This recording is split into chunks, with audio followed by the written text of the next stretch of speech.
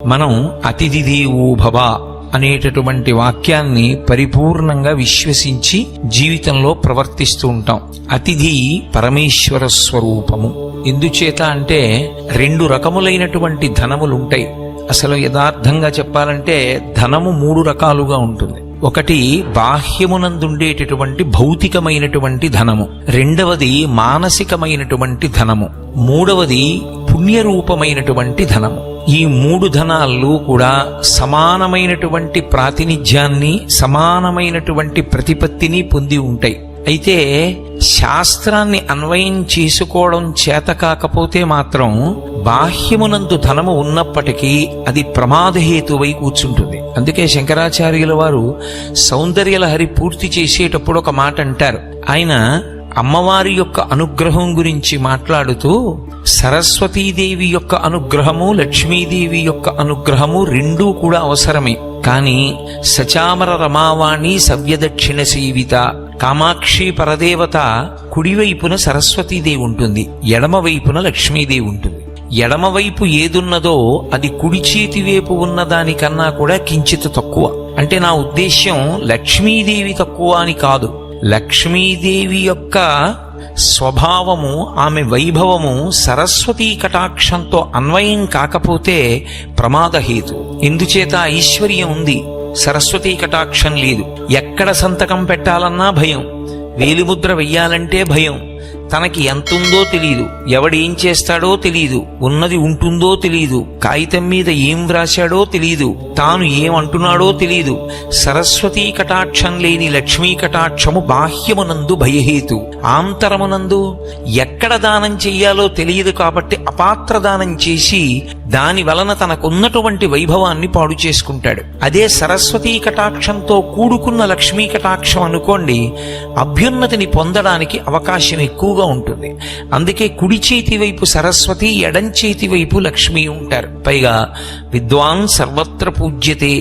సరస్వతీ కటాక్షమున్నవానికి లక్ష్మీ కటాక్షము లేకపోవడం అన్నది ఉండదు.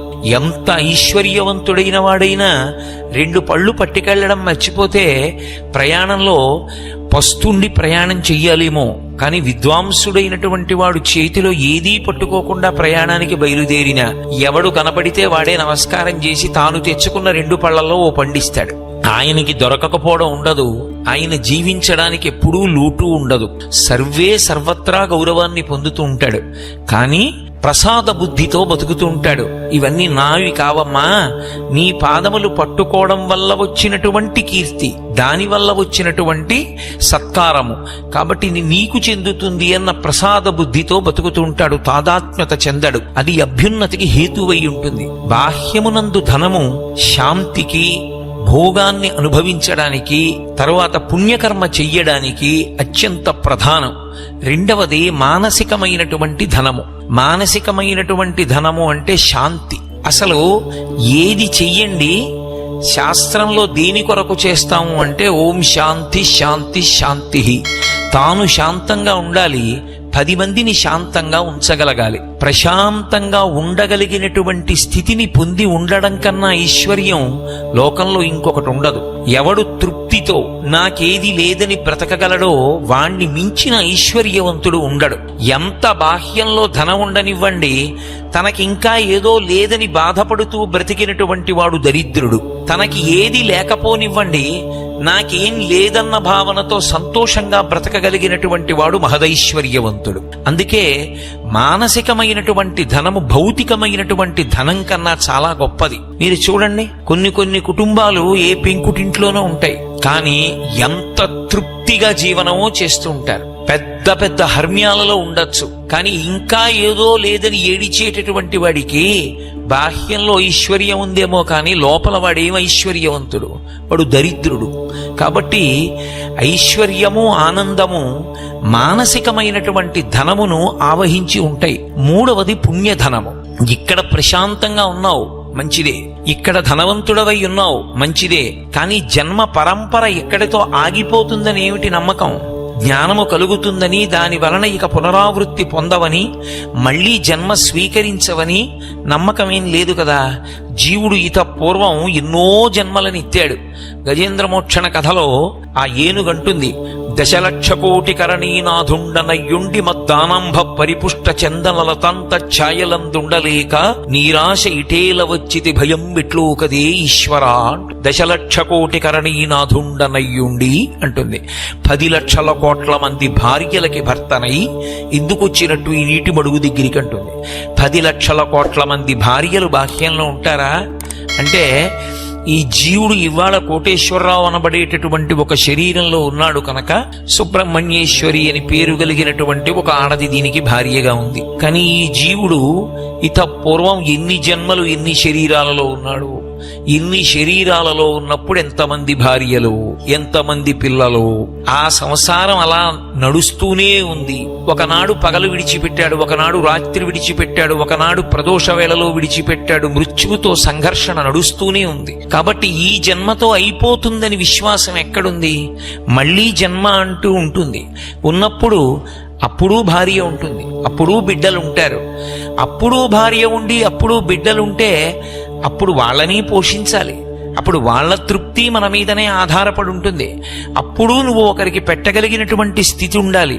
అది దేన్ని ఆధారం చేసి ఈశ్వరుడు ఇవ్వవలసి ఉంటుంది? పరాశర భట్టర్లు శ్రీగుణరత్న కోశం చేస్తూ ఓ శ్లోకం ఇచ్చారు మనకి.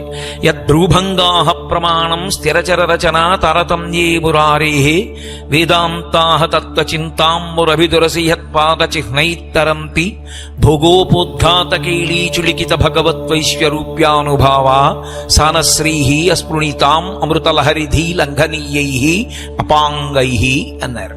అపాంగైః. అమ్మా, ఈశ్వర్యం ఎందుకు అబ్బుతుందో తెలుసా?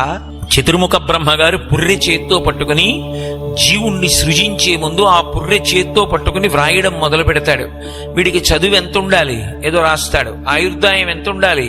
రాస్తాడు. బలం ఎంత ఉండాలి? రాస్తాడు. ఐశ్వర్యం ఎంత ఉండాలి? ఐశ్వర్యము అని రాసి తల్లి వంక చూస్తాట, లక్ష్మీదేవి వంక. గత జన్మలో ఈ పుర్రె పేరేమిటి? ఈ జీవుడు ఏ పుర్రెతో బతికాడు? వాడి పేరేమిటప్పుడు అని అడుగుతుంది అమ్మవారు. అమ్మా ఫలానా వాడమ్మా అంటుందిట. ఆవిడేమందో సామాన్యం అని రాస్తాడు. ఆవిడ విని వీడా ఒకరికి పెట్టినవాడు కాడు, తలదించుకుంటుంది. దరిద్రుడు అని రాస్తాడు. ఒకడి పేరు చెప్తాడు. చెప్పేటప్పటికీ లక్ష్మీదేవి అంటుందిట. ఇలా అంటుందిట, వాడా అంటుంది. యద్భ్రూభంగాః ప్రమాణం. వాడా అని లక్ష్మీదేవి కనుబొమ పైకెత్తితే వాడు మహదైశ్వర్యవంతుడవుతున్నాడు. కలిసొచ్చింది అంటారే, అది ఎక్కడి నుంచి వచ్చింది అంటే పరాశర భట్టర్లు చెప్పారు. గత జన్మలలో చేసుకున్నటువంటి పుణ్యము ఖర్చయిపోతోంది. అది ఖర్చయిపోయి ఇప్పుడు ఐశ్వర్యమైంది. ఇప్పుడు ఐశ్వర్యమై భోగకారకమైంది. వచ్చే జన్మకి మళ్ళీ పుణ్యం ఉంటేనే. పుణ్యం ఎక్కడి నుంచి వస్తుంది? అందుకే పుణ్యధనం అంటారు. ఆ ధనం ఎక్కడి నుంచి వస్తుంది? ఇక్కడ ధనాన్ని, ఇక్కడ బలాన్ని, ఇక్కడ తెలివిని, ఇక్కడి శక్తిని మార్చుకోవాలి పుణ్యం కింద. ఇది ఎలా ఉంటుంది అంటే ఈ ప్రక్రియ, ఏదో నేను ఇక్కడి నుంచి అమెరికా వెడుతున్నాను అనుకోండి, నేను వెళ్ళను, కానీ అసలు చెప్తున్నాను. నేను అమెరికా వెళ్ళాను అనుకోండి, అమెరికా వెళ్ళాలి అంటే ఇక్కడ రూపాయలు పెట్టితో పట్టుకెళ్ళి అక్కడికి వెళ్ళినా ఓ కప్పు కాఫీ ఇవ్వరు. ఇక్కడి ధనం అక్కడికి పనికిరాదు. అందుకని ఇక్కడి నుంచి నేను బయలుదేరే ముందు అంతర్జాతీయ మారక కేంద్రంలోకి వెళ్లి బ్యాంకులో మార్చుకోవాలి. రూపాయలు డాలర్లు చేసుకుని పట్టుకెడితే అక్కడికి వెళ్ళి ఓ డాలర్ ఇస్తే ఓ కాఫీ ఇస్తారేమో. $1కి ఓ కప్పు కాఫీ వస్తుందో లేదో నాకు తెలియదు. కాబట్టి ఓ $1కు ఒక కప్పు కాఫీ ఇస్తారేమో అక్కడ, కానీ రూపాయలకి ఇవ్వరు. అలాగే ఇక్కడ సంపాదించినటువంటి ధనం, ఇక్కడ శరీరంలో ఉన్న బలం, ఇక్కడ పొందిన తెలివితేటలు, ఇక్కడ ఉన్నటువంటి తేజస్సు ఇక్కడితో సరి.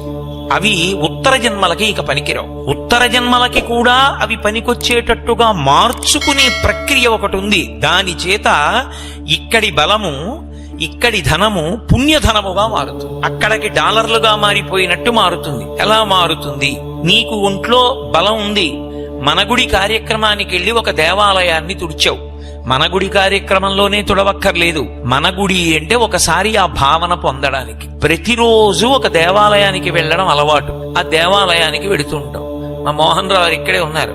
ఏ క్షేత్రానికి వెళ్ళినా ఆయన తనతో పాటు ఓ చిన్న గుడ్డొకటి పట్టుకుని వెడుతూ ఉంటారు, నడుముకి బొడ్డులో పెట్టుకుని. వెళ్లి దేవాలయంలో దర్శనం చేసుకుని బయటికి రాగానే ఓసారి ఆ గోడలన్నీ దుమ్ము దులిపేసి వచ్చేస్తూ ఉంటారు. 63 మంది నాయనార్లలో అప్పర్ నాయనారు చేస్తూ ఉండేవారు. ఎక్కడికి వెళ్ళినా ఆయన దేవాలయాల్ని తుడిచి కడిగి చేస్తూ ఉండేవారు. ఇక్కడ ఒంట్లో బలం ఉంది, ఆ బలంతో దేవాలయాన్ని తుడిచావు. ఇక్కడ ఒంట్లో బలం ఉంది, భగవంతుడి యొక్క పల్లకి మోసావు. ఇక్కడి ఒంట్లో బలం ఉంది, భగవంతుడి మ్రోల కూర్చుని ఆయన బట్టలు ఉతికావు. ఆయనకి వాడేటటువంటి ఆరాధనా సామాగ్రిని తోమి అక్కడ పెట్టావు. దాని చేత ఇక్కడ శరీరంలో ఉన్న బలం పుణ్యధనంగా మారుతుంది.